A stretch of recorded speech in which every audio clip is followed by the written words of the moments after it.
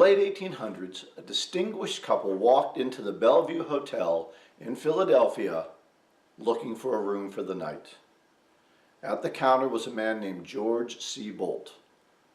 He had arrived in this country as an immigrant, penniless, worked as a dishwasher, and worked his way up in that hotel to the management staff.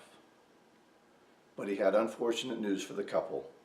There was a convention in town, and there were no rooms left in the hotel.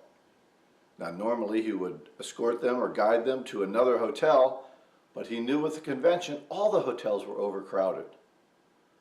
The couple, of course, pled their case. There must be one room where they could stay for the night.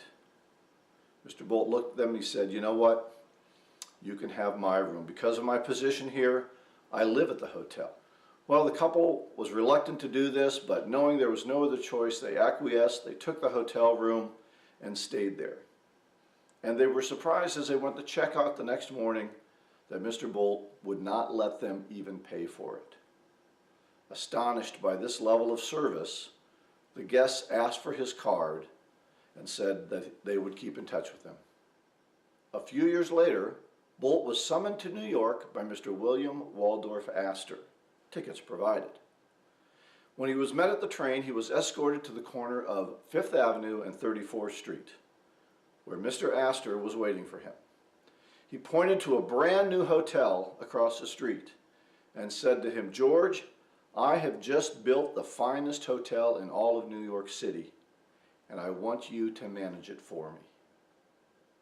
And that brings us to 2-minute selling tip number 11, a culture of service.